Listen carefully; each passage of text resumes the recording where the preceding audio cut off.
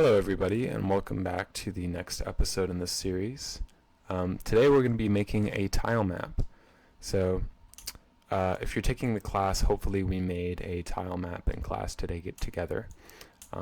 If you're just watching the series along at home, I'm just going to be using a random tile map I found on itch.io.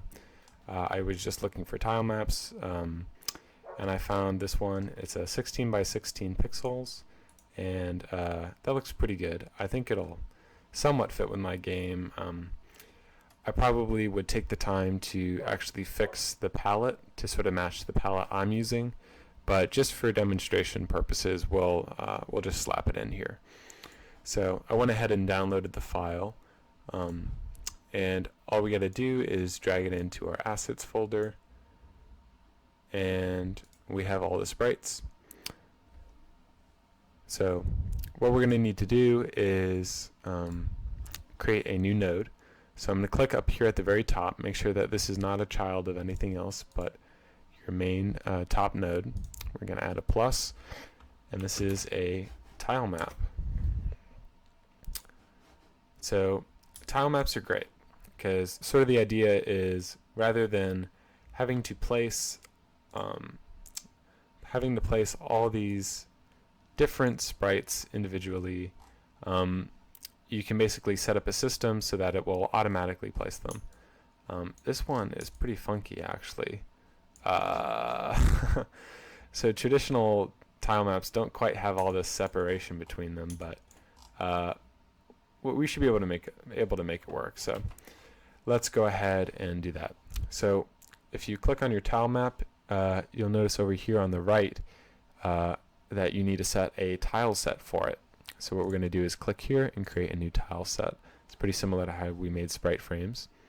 If we click on that, we can see that these are some of the options, but now we have this option down here for making a tile map. So Godot 4 overhauled the system. It's now split up into two different tabs. So there's a tile set and a tile map. So make sure you have it clicked over here, and you should see these options after you create your tile set. So let's go ahead and add a tile set source. So we can either click this add button or drop a texture in. So let's go ahead and drag this in. Now it says, would you like to automatically create tiles in the atlas? If you see this option, usually you should go ahead and click it, because this is what's so awesome about Godot 4's new feature, is that it automatically recognized all these individual tiles and it created tiles out of them. So already we have all these tiles set up. There's a couple of mistakes. Like here, it thinks that there are tiles, but there are not.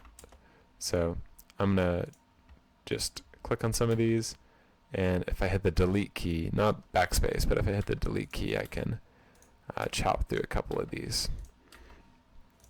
And it also looks like it kind of goofed on, this is sort of a strange tile set. It's got some pieces that are 2 by 2.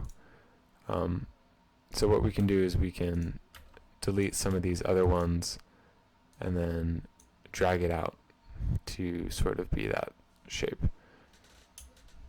Okay, so I know I said I'd be using this tile set, but I started working on it and I realized this is actually a bad example. So I went ahead and I downloaded a different tile set. I'm going to be using this one. It's a generic sort of dungeon set. I think this one will be a little bit easier to set up and maybe match my game a little bit more. So I'm going to go ahead and delete that. So here we are, going to drag it in. It asked me, would you like to automatically create tiles in the atlas? We'll click yes. And if we come down here,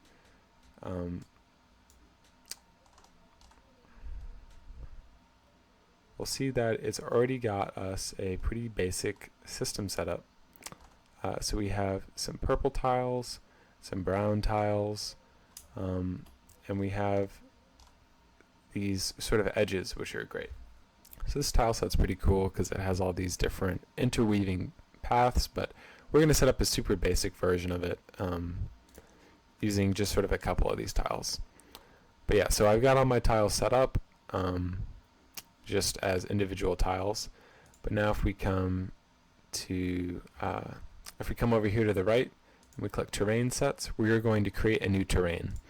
So this is Godot's new version of sort of the auto tile system. If you come over to terrain sets and you do, I'll go ahead and drag this out so we can read it.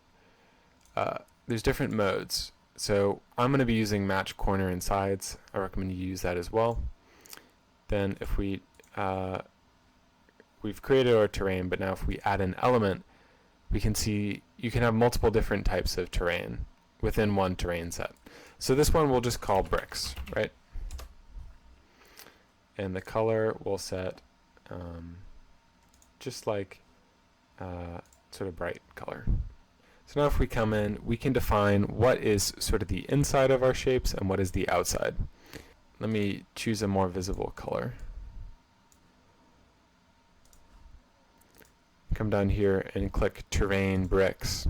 If we paint, we can paint these squares. So this middle dot means place this tile when there's something in the middle slot, something to its right, something to its bottom right, something to its bottom, but nothing on these sides, right? So this piece here, which is the top middle, I want it to appear when there's something in the middle on either side and below.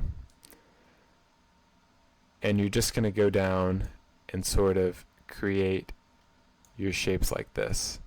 It takes a little bit to understand exactly how this is working, but once you figure it out, it makes your life so much easier because you can place all these really nice looking tiles very quickly, and the computer will figure out what pieces go where. So now if I were to go to Tilemap and I were to click terrains, I could click my bricks terrain, and if I were to start drawing, you'll see it kind of looks funky, but if I were to draw enough,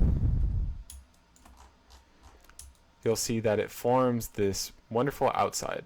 So I didn't define a good inside shape, so I'm going to go back to tile set. I'm going to look and try and find a good inside piece. So this one looks like an inside piece. There's nothing all the way around. Though actually, I think I might want to do this wood instead. So if I go and I just fill this entire thing in,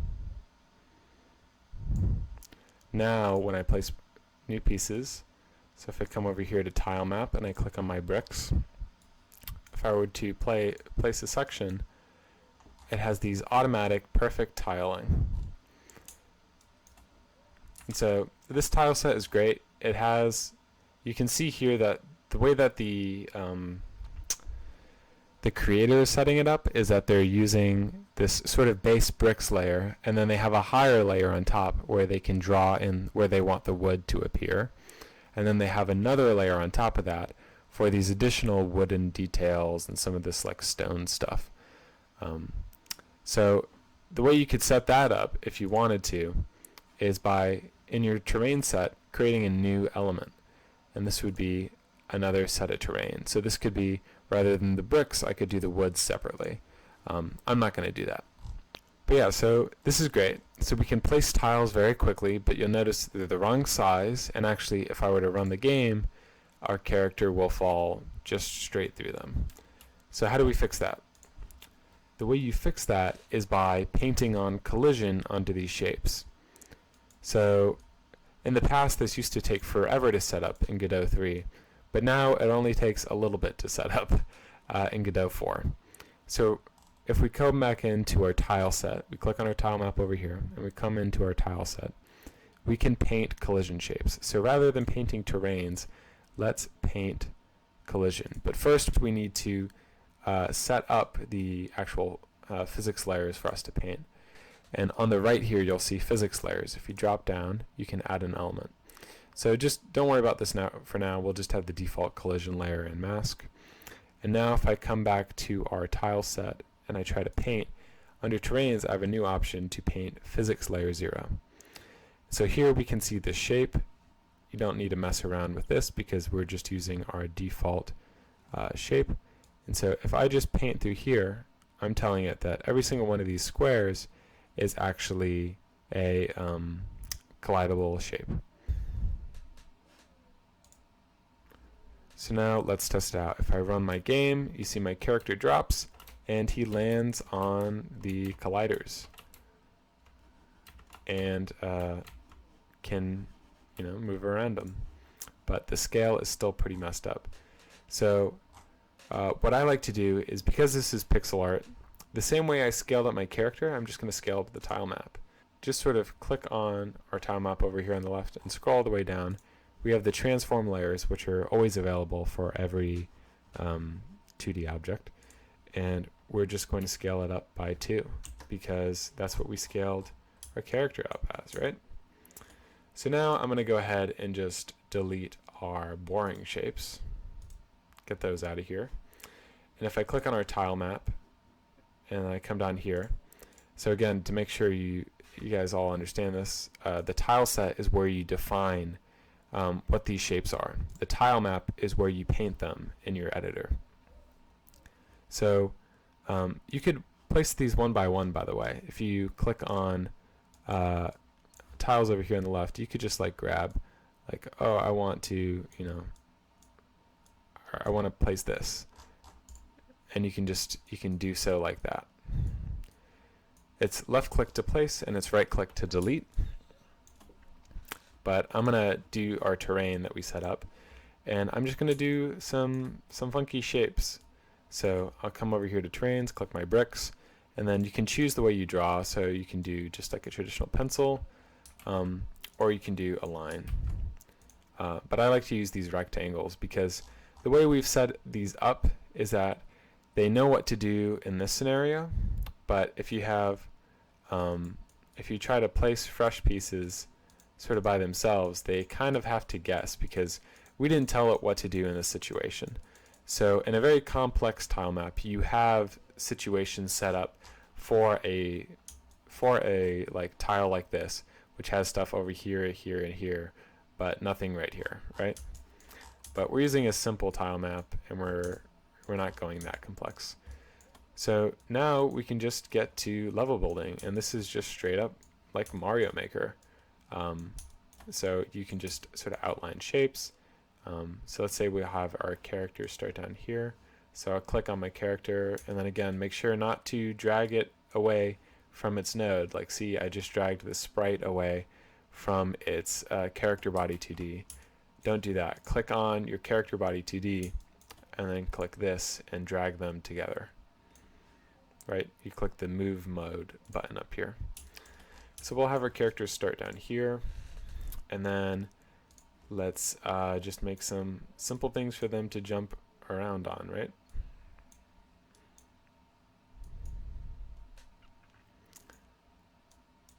And as you're doing this, you might decide that you need to change like the physics of your character, and that's sort of how you should be thinking about this. It is a back and forth process of editing your character's code and adjusting the world to create something that's cohesive for both of them. So we've now got our collisions set up well enough that we can probably turn off this debug color. So if we come up over here to the top left and click debug, we can turn off visible collision shapes. So now if we run our game, you'll see it's starting to look like something, right? You can see the game is starting to come together. So I think I'm clearly going to have to adjust my physics a little bit. The character can't quite jump high enough, but somehow can jump over here, which is interesting. Perhaps it's because the capsule sort of enables that.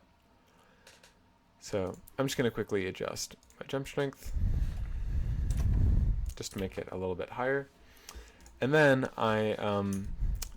you'll notice that if we play our game and we make our character walk around, the camera doesn't follow the character. And so the way we fix that is really simple. Because child nodes inherit all the properties of their parents, if we just click the plus up here and we add a camera 2D to our character, it'll automatically move with the character. So if we run our game here, now our character has a camera that follows them. And you can choose to edit the positioning of the camera relative to the raccoon or your character. So like, for example, I think it's too much in the center here. Most games put your character kind of lower down. And so the way we can do that is just come down here to offset. And I'm going to offset it by, let's do like -200 or so.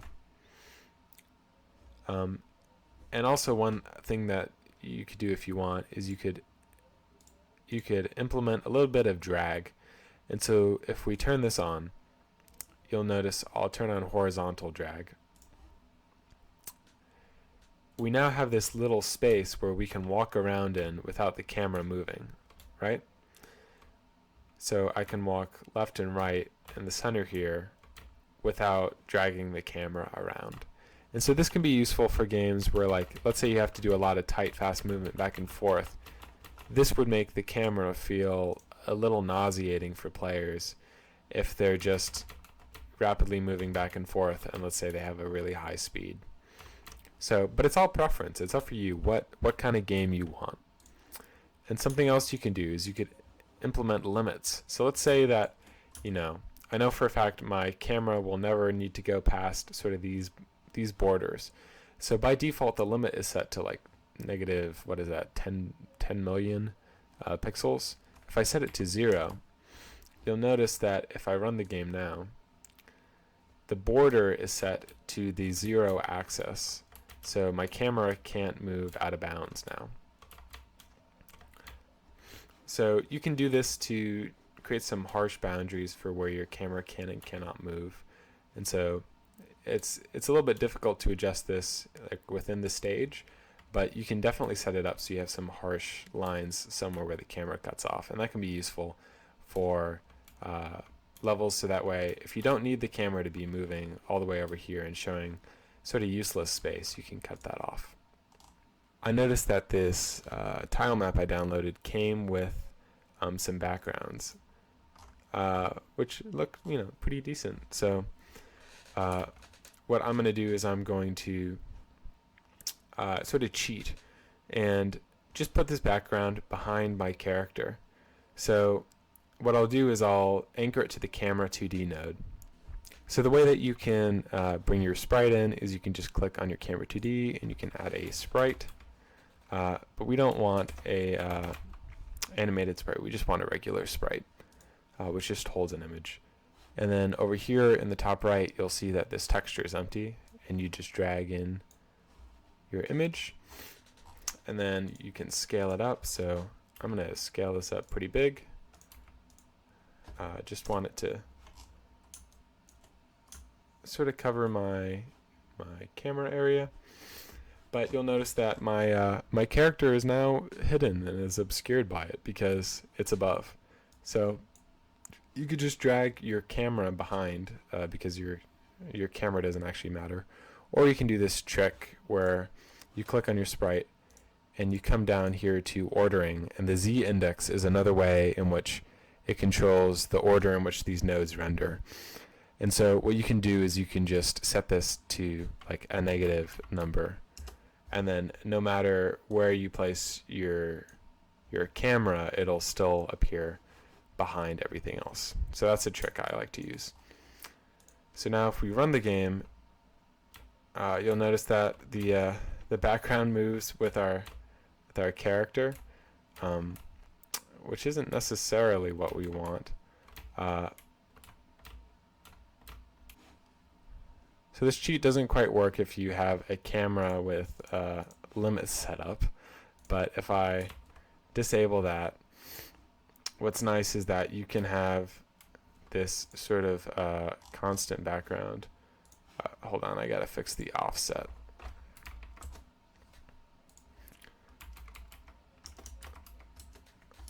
Because I moved the camera down, it brought the sprite down as well. So I just clicked on the sprite and I added a Y offset. What's nice is that you can just have a very simple way to have a background always behind the player very easily, and it's sort of a cheat because it'll just move with the player. So yeah, so our game is starting to really come together here. All we got to do next is really start adding in some sounds to make it feel like something more.